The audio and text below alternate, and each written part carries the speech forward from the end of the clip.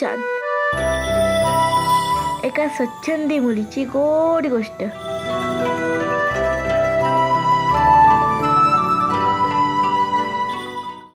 कवी इस्सा.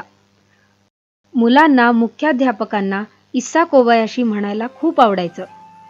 त्यांनी प्रेमाने एक कविताही केली होती. इस्सा कोबायाशी, इस्सा आमचा बाप, टक्कल डोक्याशी. मुख्याध्यापकांचंही आडनाव कोबायाशी होतं.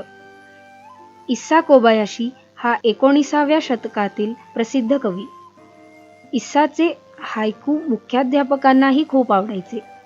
इस्साच्या कविता ते मुलांना इतक्या वेळा ऐकवायचे की मुलांना इस्सा पण त्यांचा मित्र वाटायचा. मुख्याध्यापकांना इस्साच्या कविता आवडायच्या कारण त्या खूप वास्तववादी आणि सामान्य जीवनाशी संबंधित असायच्या.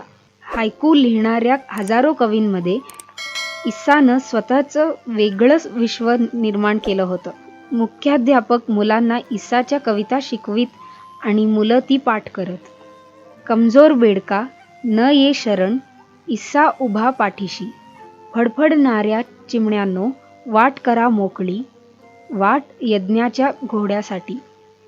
माशीला सोडा रे, हातपाय फडफडवून, तुमच्या दयेची भीक ती मागते. एकदा त्यांनी स्वतःची हायकूची धून बनविली. मग सगळी मुलं ती गात. अभ्यासक्रमाचा भाग नसूनही मुख्याध्यापक हायकूचे तास घ्यायचे. हायकू हा जपानी काव्यप्रकार.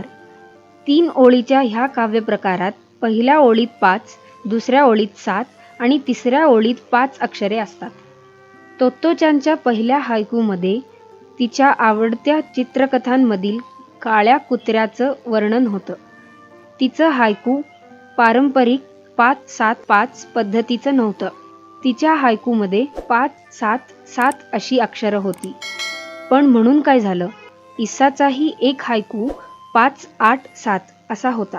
कुहोन बुत्सूला फिरायला जाताना किंवा पाऊस पडत असताना जेव्हा मुलं सभागृहात जमत तेव्हा तोमोईचे इस्सा कोबायाशी मुलांना हायकूबद्दल सांगत.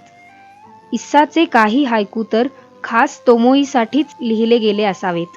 हिमवितळे, क्षणात सारं गाव, मुलांनी फुले.